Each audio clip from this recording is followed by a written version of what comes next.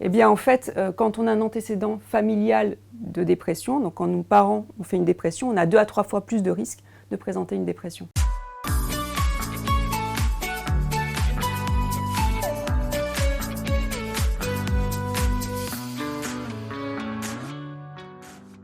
La dépression est une maladie mentale. Il s'agit d'une altération prolongée de l'humeur qui se traduit par des modifications biologiques du cerveau.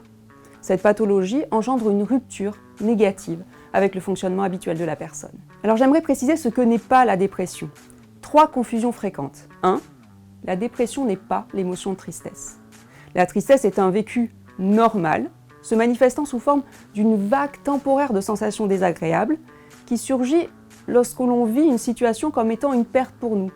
Par exemple, lorsque l'on se faisait une joie d'aller à un rendez-vous et que ce rendez-vous est annulé. 2. La dépression n'est pas un signe de faiblesse. On ne dirait pas à une personne qui présente une infection pulmonaire, si tu te bougeais un peu plus, ça irait mieux. Une infection pulmonaire et une dépression sont toutes deux des maladies, la première affectant le poumon et la deuxième affectant le cerveau. Ces 2 maladies n'ont rien à voir avec la valeur de la personne qui en est affectée. Et 3, la dépression n'est pas le résultat normal de facteurs de stress. On entend souvent « c'est normal qu'il se sente comme ça, sa compagne l'a quitté ou il a des problèmes au travail ». Toutes les personnes qui vivent une rupture sentimentale ou ont des problèmes au travail ne présentent pas une dépression. En se focalisant à l'excès sur des éléments de contexte, on nuit à la reconnaissance et à la prise en charge de la maladie.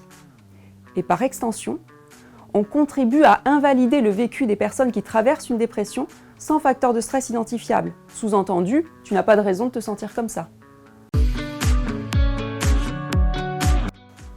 Les symptômes de la dépression comprennent une humeur triste, une anesthésie affective ou un sentiment de vide accru, une perte d'espoir, une perte de plaisir et d'intérêt et une fatigue.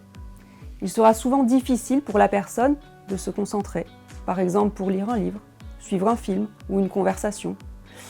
Les activités de la vie quotidienne deviennent difficiles à effectuer. On peut retrouver également des troubles du sommeil et de l'appétit. Avec tous ces symptômes douloureux, invalidants, la personne peut développer des discours intérieurs de dévalorisation vis-à-vis d'elle-même ou de culpabilité. « Je suis nul, je suis un incapable ». Des idées de suicide peuvent se manifester et sont un signal d'alarme qui nécessite d'en parler rapidement à un professionnel de santé.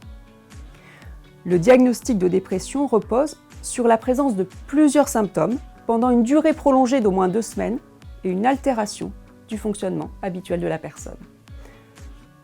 Toute survenue de dépression nécessite, pour le médecin, d'explorer l'histoire de la personne pour déterminer s'il s'agit d'une dépression qui survient dans le cadre d'un trouble unipolaire ou bipolaire. Et ça, c'est très important car les stratégies thérapeutiques médicamenteuses seront différentes. 2 traitements pour la dépression classique unipolaire. 1. Les antidépresseurs, en première ligne pour les dépressions d'intensité modérée à sévère. 2. Les psychothérapies, en particulier les thérapies cognitives et comportementales, en première ligne pour les dépressions d'intensité légère à modérée et en adjonction des antidépresseurs pour les dépressions d'intensité modérée à sévère.